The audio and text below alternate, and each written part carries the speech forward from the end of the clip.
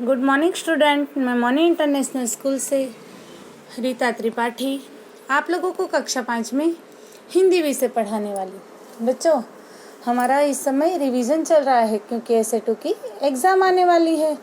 आप लोग रेडी हैं ना? और इसके पहले जो 2 वर्कशीट मैंने दी है उसको खूब अच्छे से याद करना है, लिखना है जिससे कि मात्रा की गलती ना हो। और यह वर्कशीट भी बहुत ही अच्छे से समझना, लिखना और याद करना है जिससे कि आप लोगों को परीक्षा में पूरे नंबर मिले, यानी कि पूरे मार्क्स मिले। तो चलिए बच्चों, विभाग क यह हमारा बाकी रह गया था, यहाँ से हम लोग रिवीजन शुरू कर रहे हैं। और बच्चों, उससे पहले मैं आप लोगों से ये पूछना चाहती हूँ, आप लोग कैसे हैं? आई होप बच्चों आप लोग बहुत ही अच्छे होंगे और बहुत ही अच्छे से अपने परिवारजनों का भी ख्याल रखिएगा। और घर के बाहर आवश्यकता ना हो तो कम से कम निकलिएगा और अपना बहुत ही अच्छे से ध्यान रखिएगा बच्चों, क्योंकि आप लोग हैं तभी हम लोगों के लिए ये जहान है। तो चलिए, विभाग का प्रश्न नंबर 11, दिए गए संकेत बिंदुओं के आधार पर कहानी लिखिए। बच्चों, यहाँ आपको कहानी लिखना है, कहानी यानी कि स्टोरी लिखना है।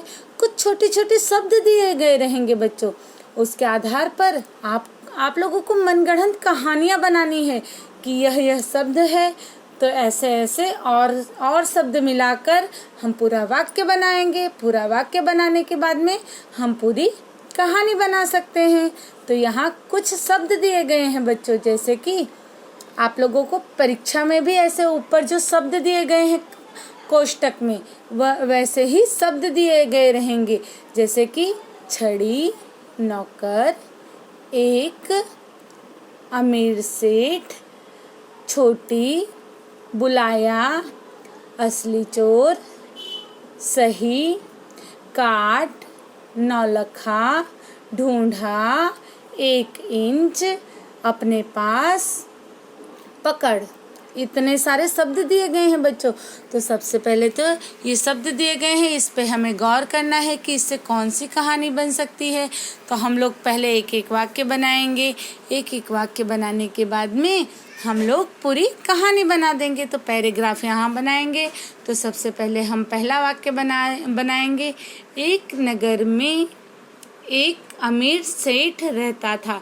देखिए बच्चों, यहाँ ऊपर का एक जो पूरा शब्द है एक अमीर सेठ, वह इसमें इस्तेमाल हो चुका है और हम लोगों ने यहाँ वह शब्द इस्तेमाल करके और पूरा वाक्य बना लिया है। उसके बाद में उसके घर में अनेक नौकर रहते थे, यानी कि उसके घर में बहुत सारे नौकर रहते थे। एक दिन उसकी तिजोरी से नौलखा हार चोरी हो गया। हार को बहुत ढूंढा गया परंतु वह नहीं मिला।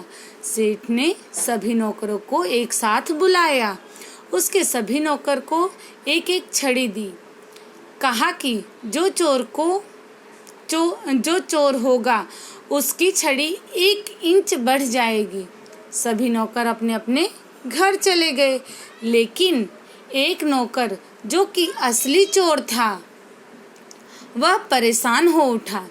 उसने सोचा कि क्यों ना मैं अपनी छड़ी 1 इंच काट दूं। उसने अपनी छड़ी 1 इंच काट डाली। दूसरे दिन सभी नौकर छड़ी लेकर सेठ के पास पहुँचे। सभी नौकर की छड़ी सही थी, लेकिन चोर की छड़ी छोटी थी। उसे पकड़ लिया गया और इसी वजह से उसे पकड़ लिया गया। इसका यह अर्थ होता है बच्चों कि जो कोई भी चीज़ हमें गलत नहीं करनी चाहिए। अगर हम कोई भी चीज़ गलत करते हैं, चोरी करना गलत बात है। अगर हम चोरी करते हैं तो आज नहीं तो हम कल पकड़े जाएंगे और ये बहुत ही गलत बात है। देखिए, ये कहानी नंबर 1 थी। अब कहानी नंबर 2 की ओर हम लोग आगे बढ़ रहे हैं। आप लोगों के परीक्षा में यानी कि एग्ज़ाम में एक ही कहानी आएगी बच्चों, और वही कहानी बहुत ही अच्छे से आप लोगों को लिखना है। तो कहानी नंबर 2 बच्चों, व्याकरण, कहानी और पत्र यह ऐसी चीज़ है कि इसमें ऐसा नहीं हो सकता कि जो रिवीजन में ही दिया गया हो वही आ सकता है। यह आप लोगों को समझाया जा सकता है, लेकिन यहाँ आप लोगों को अपनी मानसिक शक्ति अच्छे से इस्तेमाल करके और सारी चीज़ें खूब अच्छे से लिखनी है।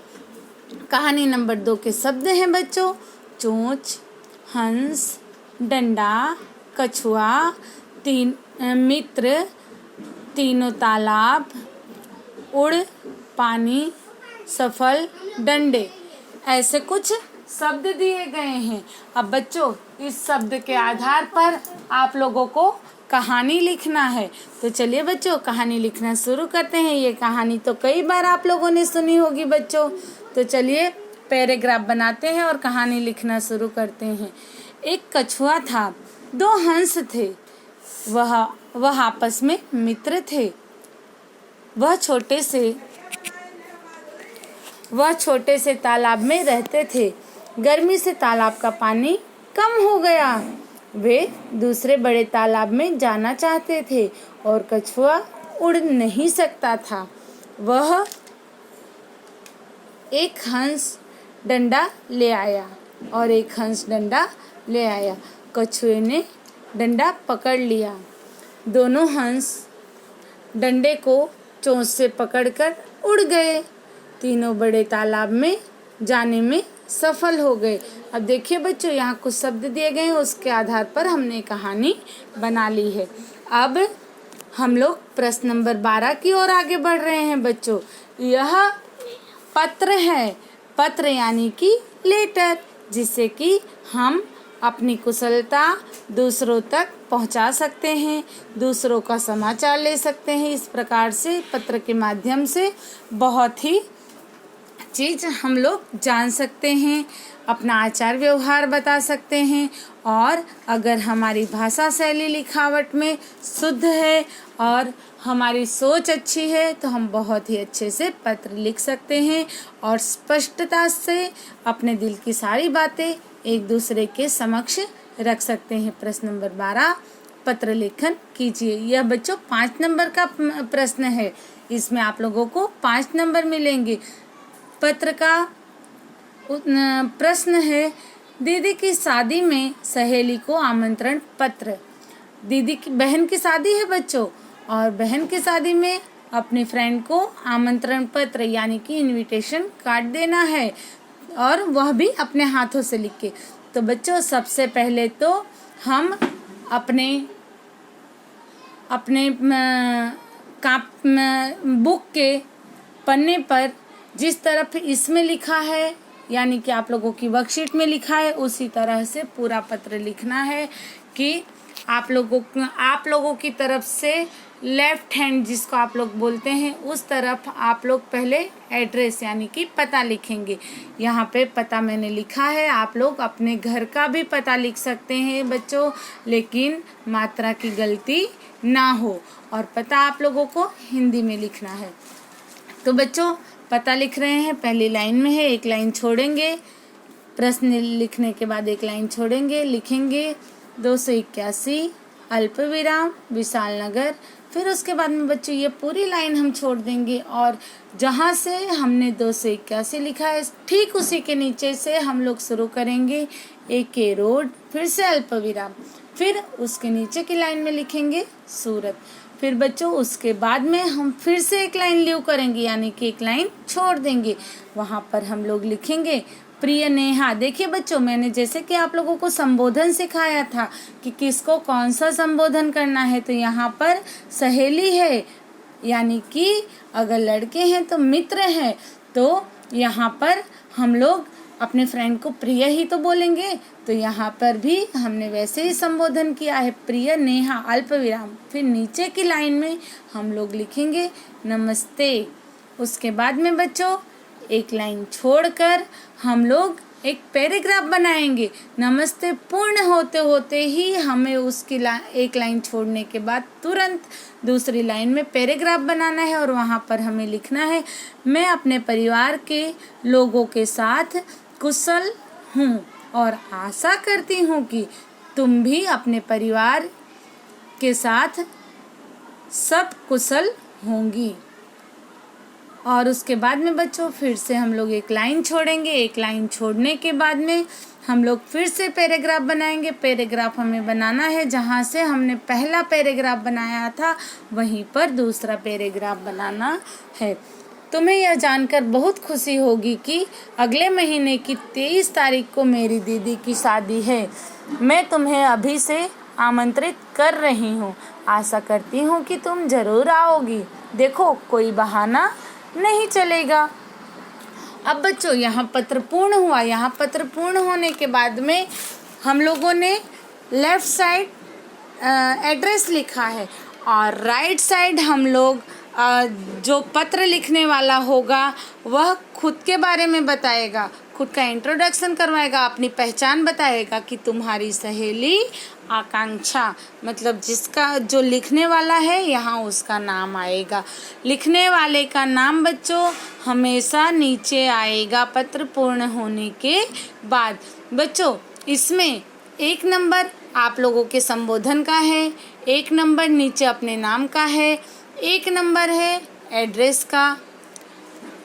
टोटल हो गया बच्चों 1 2 3 नंबर हो गया और 2 नंबर बीच का है। बीच का यानी कि जो आप लोगों ने पैराग्राफ में लिखा है उसका है। अब पत्र नंबर 2 की ओर बच्चों हम लोग आगे बढ़ रहे हैं। पत्र नंबर 2 है नई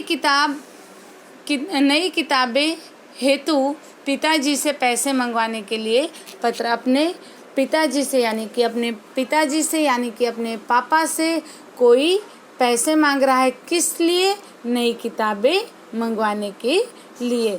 तो बच्चों जैसे कि इसके पहले वाले पत्र में मैंने बताया था वैसे ही लेफ़्ट साइड में आप लोगों के यहाँ आप लोग जिस तरीके से अपने बुक के पेज में लिख रहे हैं लेफ़्ट साइड आप लोग लिखेंगे पता यानी कि एड्रेस लिखने के बाद में अल्प विराम करते रहना है, पूर्ण विराम करते रहना है। अल्प विराम, पूर्ण विराम, उद्गार चिन्ह में कहीं कोई भी गलती नहीं होनी चाहिए। फिर उसके बाद में एक लाइन छोड़कर फिर से हम लोग संबोधन कर रहे हैं। संबोधन में खास ध्यान रखना है बच्चों कि किसके लिए संबोधन किया जा रहा है। यहाँ पिताजी हैं तो पिताजी के लिए पहले रिस्पेक्टेड शब्द यूज कर रहे हैं यानी कि आदरणीय पिताजी, सादर प्रणाम, पैर छू रहे हैं बच्चों, ध्यान रखिएगा। फिर उसके बाद में ये दोनों लाइन कंप्लीट होने के बाद एक लाइन फिर हम छोड़ रहे हैं और फिर से पैराग्राफ बना रहे हैं। जहाँ सादर ख़त्म हुआ है, प्रणाम शुरू हुआ है, वहीं से हम लोग पैराग्राफ बना रहे हैं और लिख रहे हैं मैं यहाँ सकुशल हूँ। सकुशल यानी कि ठीक ठाक हूँ, मुझे कोई परेशानी नहीं है बच्चों। फिर उसके बाद में लिखा है आशा है कि घर पर भी सब लोग कुशल पूर्वक होंगे। अगले महीने से मेरी परीक्षा शुरू हो रही है, उसी की तैयारी के लिए कुछ किताबें खरीदनी है। यहाँ इतना पूर्ण हुआ, ये बताया किस लिए मैंने पत्र लिखा है। फिर उसके बाद में न्यू पैराग्राफ बनाना है। नया पैराग्राफ यानी कि दूसरा पैराग्राफ जस्ट उसी के नीचे से बनाना है जहाँ से कि हमने पहला पैराग्राफ बनाया है। अतः आपसे निवेदन है कि किताबें खरीदने के लिए मुझे पैसे भिजवाने की कृपा करें। शेष सब ठीक है। शेष यानी कि बाकी सब ठीक है। माता जी को मेरा प्रणाम और छोटी बहन को मेरा प्यार।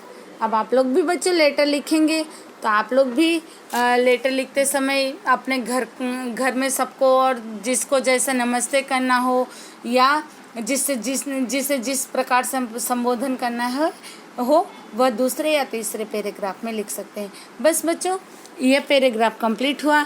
नेक्स्ट लाइन एक लाइन लीव करके यानी कि एक लाइन छोड़कर लिखना है आप लोगों को दिनांक यानी कि तारीख कौन सी माननी है। जिस तारीख को आप लोगों ने पत्र लिखा है वह तारीख यहाँ लिखनी है। फिर बच्चों राइट साइड आप लोगों को लिखना है आपका आज्ञाकारी पुत्र और अपना नाम यानी कि पत्र लिखने वालों का नाम। बच्चों पत्र और कहानी समझ में आई होप आप लोगों को समझ में आई होगी। जिसको जो चीज़ नहीं समझ में आई होगी वो मुझसे कॉल करके बात कर सकता है और अपनी सारी क्वेरी सॉल्व करवा सकता है। एग्ज़ाम की तैयारी बहुत ही अच्छे से करिएगा बच्चों, क्योंकि आप लोग बहुत ही टैलेंटेड बच्चे हैं और बहुत ही आगे बढ़ेंगे। Thank you.